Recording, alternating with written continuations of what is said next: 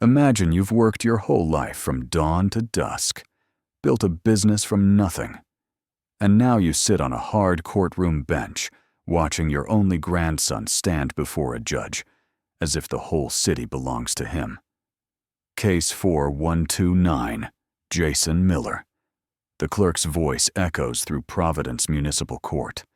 Paper rustles. Someone clears a dry throat. Boots scrape the floor. Men in work jackets, women in scrubs, older faces lined with years of double shifts. All turn to look at the boy walking to the microphone. Jason doesn't hurry. 19. Designer hoodie with a loud logo. Sneakers white as if they've never seen a sidewalk.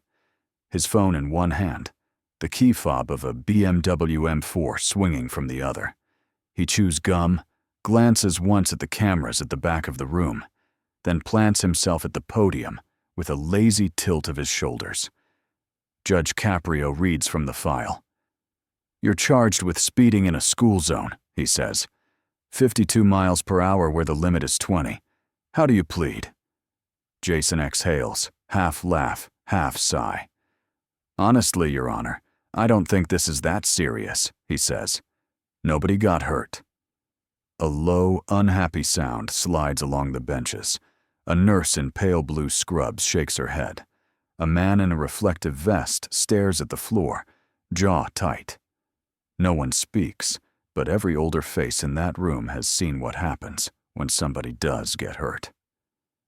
Jason doesn't look back. Caprio turns a page. "You have 3 unpaid tickets in the last 6 months," he continues. "You've never appeared here before. Why today?" Jason's mouth curls. "My grandfather's assistant usually handles small stuff," he says, flicking the key fob once. "She told me this one I should actually show up for. Better for optics." The word hangs there. "Optics," the judge repeats. "Yeah," Jason says. "How it looks. My grandfather likes things to look proper in the press." People trade quick, sideways glances. Optics. Assistant. Press. This is not a kid who just borrowed Mom's car. "And who is your grandfather?" Caprio asks. Jason straightens a fraction, as if this part should clear everything up. "Richard Miller," he says. "Miller Holdings. Miller Foundation. He kind of owns half this town." A murmur passes through the gallery. "That's the hospital wing money," someone whispers. "And the scholarships," another adds. The judge waits until the room settles. "So your grandfather built things here," he says evenly. "And you think that means the rules are optional for you?" Jason lifts one shoulder. "I think it means people usually understand who they're dealing with," he replies. Caprio taps the citation with his pen. "Mr. Miller," he says slowly, "in this courtroom, you are one line on this page. Name, age, speed, location." He lets that sit. "Your grandfather is not on this ticket. Only you are." A chair creaks behind Jason. The BMW keys go still in his hand. "With all due respect, Your Honor," he says, irritation breaking through. "He's the reason this building even exists. The plaque outside? His name." The judge's gaze doesn't shift.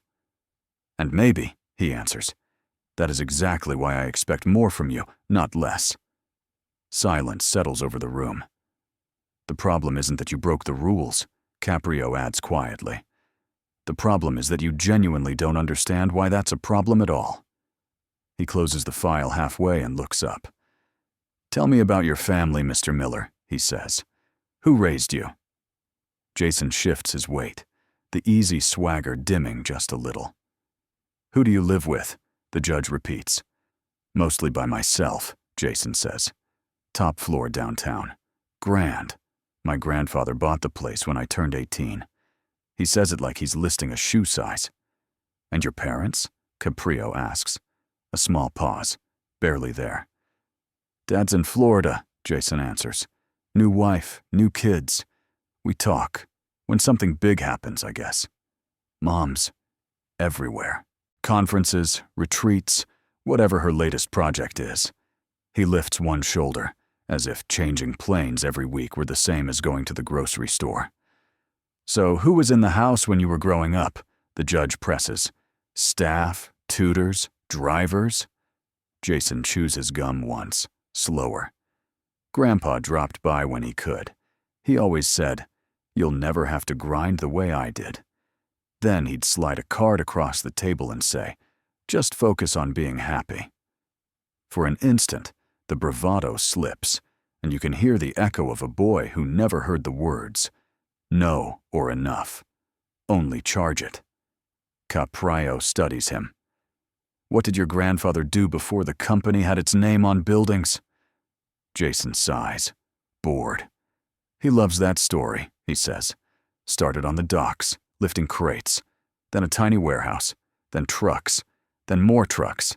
Same speech every Thanksgiving. Calloused hands, big dreams. I can recite it by heart." "And you?" the judge asks. "Ever held a job?" A quick grin returns. "I'm working on a startup," Jason replies. "We're building an app, still in beta. You know, investors, pitch decks, that kind of thing." Somewhere behind me, a man in a frayed jacket lets out a quiet, disbelieving chuckle. An older woman leans toward her neighbor. "An app," she murmurs, the word landing somewhere between a question and a complaint. Caprio allows himself the faintest hint of a smile. "Does developing this app require you to drive more than 50 miles an hour past a school at dismissal time?" he asks. Jason's grin tightens. "It requires me to be places, meetings, launch events. People expect me to show up." The judge flips through the file. "These tickets," he says, "start right after your 18th birthday. New car, new address, and suddenly, a new pattern." Jason frowns. "When you grow up hearing that your family changed this city," he says, "you kind of start thinking the city is there for you. That's just reality." His eyes flick over the crowded benches. "I mean, without my grandfather's checks, half the folks in here wouldn't have a hospital wing or scholarships," he adds. "Let's not pretend he hasn't carried a lot of weight." The words land hard. A retired nurse in the back straightens. A man with a VA cap stares at Jason as if measuring him.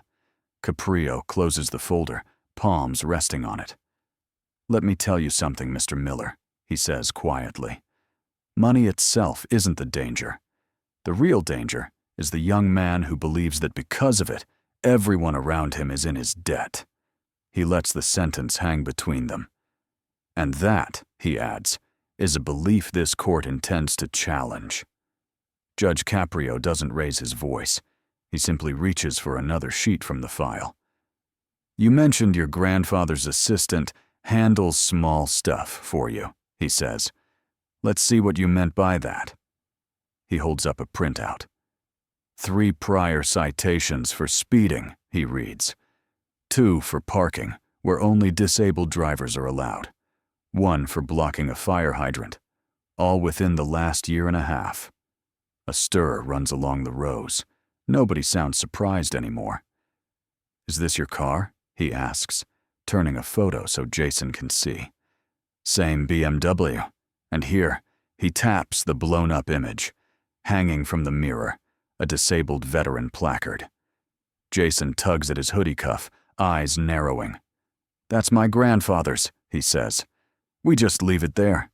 Makes things easier." "Was your grandfather riding with you on those dates?" the judge asks. A beat too long. "No," Jason mutters. "But he paid for the car. It's basically his." Caprio's expression cools. "So you took the credential he earned, possibly in a uniform, possibly far from home," he says, "and used it to park closer to coffee shops and gyms." On the side bench, an older man in a navy cap shifts in his seat. His hand tightens around the brim, knuckles pale. He doesn't say a word, but the look he gives that boy could sand paint off steel. "It's only parking," Jason insists. "It's not like I shoved anyone out of the way." "Nothing is only," the judge replies, "when it depends on pretending someone else's struggle belongs to you." He sets that sheet aside and pulls out a single folded page. "I also received a letter," he says. "Unsigned, from someone who says they live near you." He reads. He leaves his car across driveways, on crosswalks.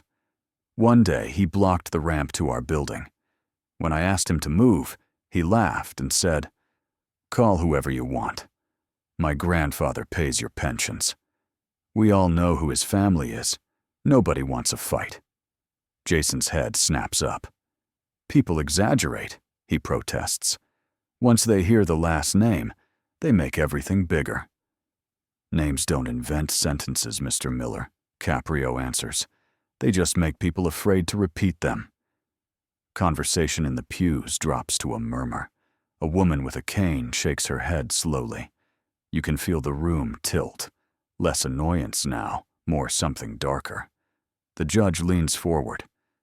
"Here's where we are," he says. "You can keep hiding behind a famous surname, a plastic card on a mirror, and a stack of checks that erase consequences." He pauses, making sure Jason is looking at him. "Or for the first time in your life, you can stand here without any of that. No assistant, no donations, just a young man facing what he's become." He lets the silence stretch. "The people in this room aren't watching the grandson of Richard Miller anymore," he finishes. "They're watching to see whether there's a man under all that money, or just a boy who never learned the difference." The judge turns another page, and when he looks up, something in his face has settled into place. "Mr. Miller," he says, "this speeding ticket is not your first conversation with this court, is it?" Jason leans back, hands in the pocket of his hoodie, trying to look bored again. "I mean, I've had tickets," he says. "They got handled." "In the last 18 months, Caprio reads, 4 separate violations tied to your license, excessive speed, parking where you had no right to, ignoring a red light. In every instance, you did not appear. The case was resolved off the record." A murmur rolls through the benches. The judge continues, voice even. "And in every one of those files, the same name appears. An attorney on retainer for your grandfather. Each time he asked the court to go easy on a young man who just made a mistake." He lets the words sit. "Tell me," he asks, "has anyone ever required you to face the consequences of your choices without a lawyer, a phone call, or a checkbook standing in front of you?" Jason exhales through his nose, a small, cocky sound. "When your family's been building this place for 30 years, he says, people are willing to cut you a little slack. That's how things work. It's not some conspiracy. It's just how it is." "No," Caprio replies quietly. "That's not how it is. That's what privilege looks like when it forgets its own reflection." He picks up one more document. "Let's talk about the day in question," he says. "The last incident. You didn't only speed in a school zone. You left your car across the curb cut at a clinic entrance." He scans the report. "According to this, while your car sat there, a woman in a wheelchair arrived for an appointment. She could not get up the ramp until strangers moved your vehicle." Jason's jaw tightens. The judge reads from the officer's notes. "When she asked you to move, you said, 'She can go around. It's not the end of the world.' Do you dispute that?" A long silence. "I don't remember saying it like that," Jason mutters. "People always write it worse than it was." "For you," Caprio says, "it was an inconvenience. For her, it was one more reminder that someone with money decided her time and pain were negotiable." The air in the room feels heavier. The woman with the cane is watching Jason now as if she's seeing him clearly for the first time. He drops his eyes. "Does your grandfather know you're here?" the judge asks. Jason's smirk flickers back. "Yeah," he answers. "Trust me, he's not going to let me sit through this circus very long." Right then his phone vibrates on the podium, screen lighting up. Caprio nods toward it. "Go ahead," he says. Maybe the rescue party has arrived. Jason glances down. The color drains a shade from his face. The message is short. Don't expect me to step in this time. It's your turn to stand on your own. Jason reads it twice. His hand doesn't quite know whether to put the phone away or grip it tighter. Caprio watches him carefully. Looks to me, the judge says, as if the shield you've been hiding behind has finally turned into a mirror. For a long moment, Jason just stares at the screen. Then the phone goes dark, and with it, a noticeable piece of his bravado. Caprio folds his hands. We're not here over $100, he says. We're here over years, in which you were allowed to believe nothing could touch you. He nods to the clerk. Bring me the supplemental files, please. A stack lands on the bench with a soft slap. The sound is small, but in that quiet room, it might as well be a gavel. These, the judge says, are complaints tied to your license plate, not numbers, people. He lifts the first page. Maria Rivera, 67, he reads. She writes, because a car was blocking the curb cut at the clinic, I missed my cardiology appointment. No one could move it. I went home. I was afraid to drive myself again that week. He glances over the paper. That car, he adds, was yours. Jason swallows. His jaw works, but nothing comes out. From the third row, a woman with silver hair and a floral blouse slowly rises. One hand grips the bench, the other presses to her hip. I didn't know he'd be here today, she says, voice thin but steady. But yes, that was me. He looked right past me when I tapped his window. Jason turns, really turns this time. Their eyes meet. There is no newspaper headline between them, no video clip, just an old woman whose day he turned into an obstacle course. The benches rustle. Shame rolls through the space like a draft. Caprio waits until Mrs. Rivera sits, then takes another envelope from the pile. Your grandfather sent a letter as well, he says. Would you like to hear what he told this court? Jason hesitates. I guess. The judge unfolds the page. He writes, I earned my first dollars hauling crates down at the port. I still feel that weight in my back some mornings. I know exactly what it cost me when I messed up, and how badly I needed the law to be the same for everyone. He reads on. If my grandson believes our money puts him above those rules, then somewhere I failed him. I ask you, do not spare him because of my name. Treat him as you would any other 19-year-old who forgot that other people's lives are not a backdrop for his convenience. Jason's lips part. He never said that to me, he murmurs. Not like that. Sometimes, the judge replies, older men are more honest with strangers than with their own blood. He reaches for a tablet lying to the side. And sometimes, he adds, young men are more honest when they think no one important is watching. On the screen, a paused frame. Jason leaning against the BMW, friends clustered around, the car squatting on a crosswalk like a boulder in a stream. We pulled this from social media, Caprio explains. Recognize yourself? Jason's shoulders sag. Yeah.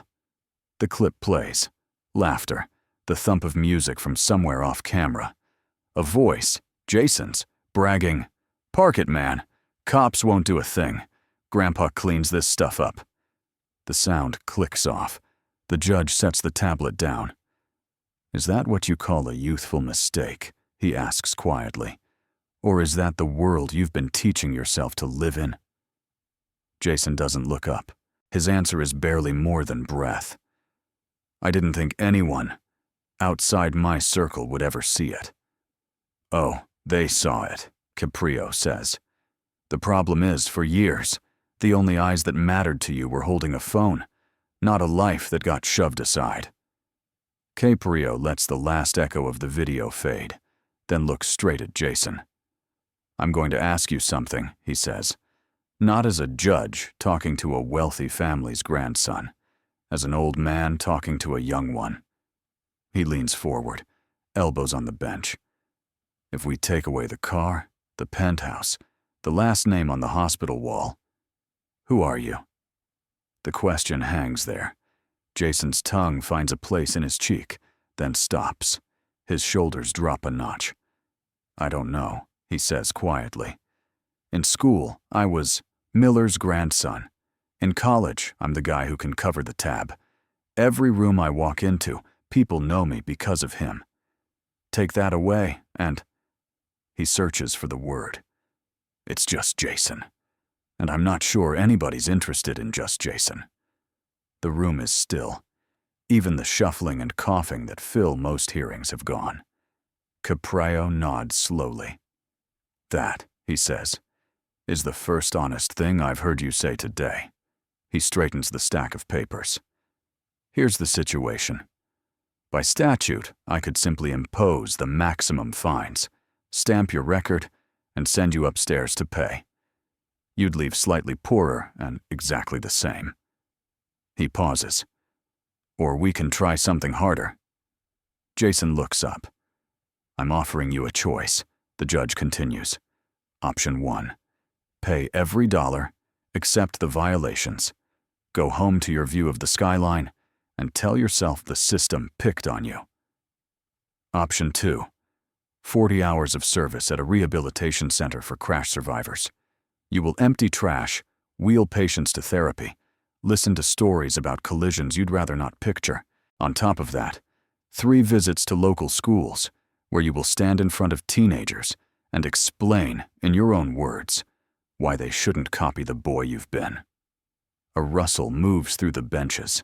Approval, a few skeptical snorts. Jason stares at the wood grain of the podium.